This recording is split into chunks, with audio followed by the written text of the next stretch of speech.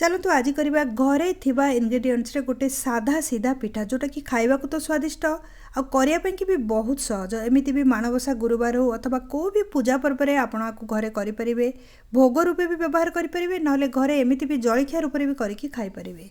बहुत बढ़िया और सहज रे तयारी हेताए। ताहले एटा को हम तयारी करिया पाइना प्रथमे गोटे कदली नै जिवा मु कम क्वांटिटी रो एठी तयारी करछि। कदलटा भल कि पाचला थिबा दरकार कदलीर चोपा छड़ेइबा आउ कदलटा कुना हाथ रे भी आपण चकटी पारिबे नहले मो भलिया गोटे ब्लेंडर जार रे डायरेक्ट छोट छोट करी काटिकी पकई नेबे। एक्चुअली छोट छोट करके काटिले भल कि एटा पेस्ट हे जिवो आउ जल्दी हे जिवो सेति पई कदलटा को मु छोट छोट करी काटि नेछि।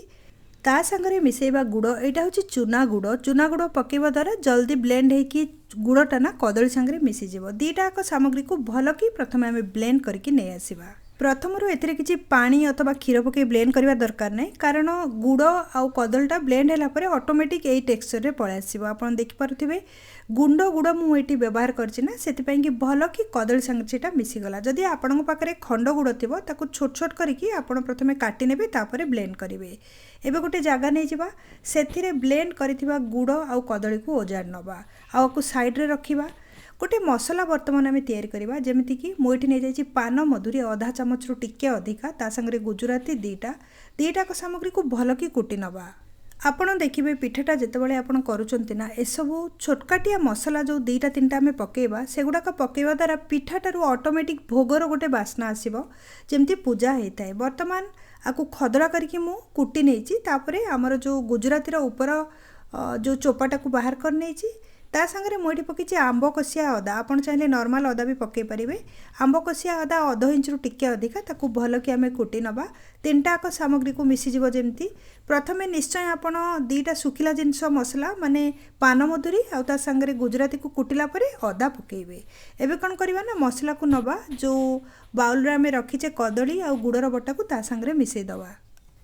सीझा क्षीर मिक्स करवा गोटे छोट डंकी कहीं एटा टिके पतला भी हम बैटरटा आउ ता संगे स्वादिष्ट भी लगे।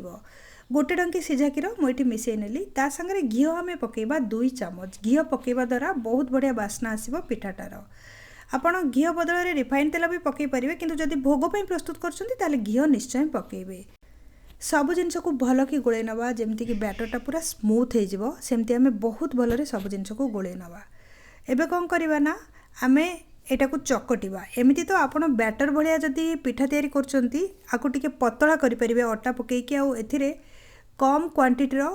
बेकिंग पाउडर अथवा बेकिंग सोडा भी पकई पारिबे किंतु मुआ को चकटिकी पिठा करिवे सेति पई कि नॉर्मल हमर अटा चकटा डो भलिया आको हमें तैयारी करबा जेमते अटा चकटा जो कंसिस्टेंसी रे हेताय सेमते हम तैयारी सब सामग्री को मिक्स करी चकट नबा। अटा जतबेले पकेइबे क्वांटिटी देखिकी पकेइबे नले अधिका काठुआ जदि हे जिवो पिठाटा भल होबनी। आ गोटे कथा मन रखु ए निश्चय क्षीर आ घी पकेबे जहाँद्वारा कि एटा आउरी भी स्वादिष्ट लगे। पानी जमारू मिसेबेनी। बर्तमान आप देखिपे यहाँ एकाठी हो आसलानी आउ गोटे 1.5 मिनिट पर्यंत हाथ में भल कि चकटी दबा। तापर कौन करवा आपको कवर करके सेट हवापाई कि अध घंटे पर्यंत रखीदबा आपको घोड़े नवा आउ अध घंटे छाड़दबा। अध घंटे पाखापाखि हो सारानी बर्तमान आम चेक करवा एमती तो ऊपर देखले आमको लगे जे अटा तो जमती चकटते सेमती ताले सेट कौन है किंतु भितर किछि ना किछि अध घंटे रहिबा द्वारा फरक आसता है निश्चय रेस्ट नबाक देबे अध घंटे पर्यंत। गोटे बड़ गुड़ा मुठी नहीं जाइए माने जेतिक अटा चकटली ताकू 2 भाग कर नहीं राउंड शेप देदेबा तापर गोटे बेलना पेड़ी उपर टिके सुखिला अटा नहीं जिबा पूरी भलिया आको आमे बेलिबा किंतु टिके मोटा करके बेलिबा बेसी पतला करबा नहीं। साइड रू फाटिबो काहेकि ना एथिरे बिल्कुल भी आमे पानी रो यूज करिने गुड़ आउ घी पकईचे क्षीर पकईचे साइड रू टिके फाटिबो किछि प्रॉब्लम नहीं काहेकि ना आमे ताकू को भी कटर रे काटिबा ग्लास हो ताटी हो कोथरे भी काटिबा सेति किछि भी प्रॉब्लम नहीं।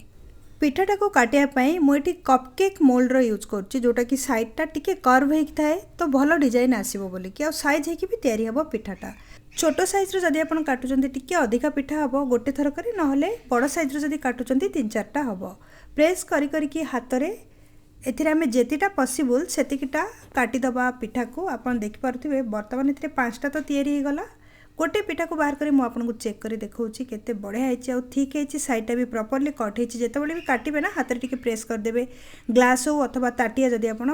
पकईकि आउे काटुंट सबुगुड़ाक पिठा को काटिकी मुझे बर्तमान गोटे प्लेट्रे नहीं जाइए आउ पिठा गुड़ाक ना प्रॉपर्ली जदि आप चकटी थे प्लेट्रे लगे गोटा गोटा हो बर्तमान आपको आम छाणवाई कि नहीं जावा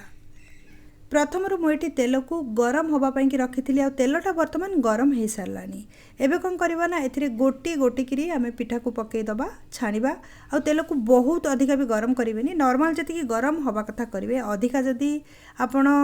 करुँच ऊपर भागटा पड़ज जदि कम गरम कर सोक करनब पिठाटा तेल को आ टेस्टी लगेनि से तेलटा टी चेक करने बर्तमान मु पिठा गुड़ाक ए पकई देती टिके एमती डंकी माड़ी माड़िकी उल्ट पाल्ट करदबा टिके समय छाड़ीदे कारण यहाँ फ्राए होगा टिके टाइम लगता है खाली अटा और कदली तैयारी होना से किसी भी फर्मेंटेशन आम पकईने सोडा अथवा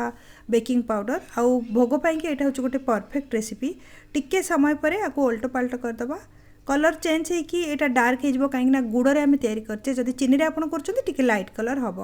बर्तमान देखिपे पिठा गुड़ाक बहुत बढ़िया आसीगला कलर टिके समय लगे कारण गोटे थर मत 4 ରୁ 5 मिनट लगिगला फ्राए करने कि गोटे भारी पिठा को एबे कौन करवा ना पिठा गुड़ा को गोटी गोटी करी बाहर करके गोटे प्लेट्रे नहीं जावा भोग पाई बर्तमान आम पिठा प्रस्तुत करदे आप देखिपे बहुत बढ़िया तैयारी भोगराग दिन छाड़ी भी जब 4टा बेलू जलखिया केतबेले आपको दरकार होची अथवा ट्रैवल टाइम रे जदि किसी स्नैक्स टाइप आपको दरकार होची ए रेसिपीटा को निश्चय ट्राए करेंगे रेसिपी विषय में आपण मन में जहाँ भी क्वेश्चन अच्छी कमेंट सेक्शन में शेयर करूँ ए प्रकार बहुत नुआ नुआ ओडिया रेसिपी जब मो चैनल को सब्सक्राइब करना ताले सब्सक्राइब करने तो राइट साइड जो बेल आइकन अच्छी ताकू क्लिक करी ऑल नोटिफिकेशन बेल को ऑन करूँ जहाँद्वारा कि मुझे जो भी वीडियो अपलोड करी आपण मान पाखे नोटिफिकेशन रूप में पहुँचीज।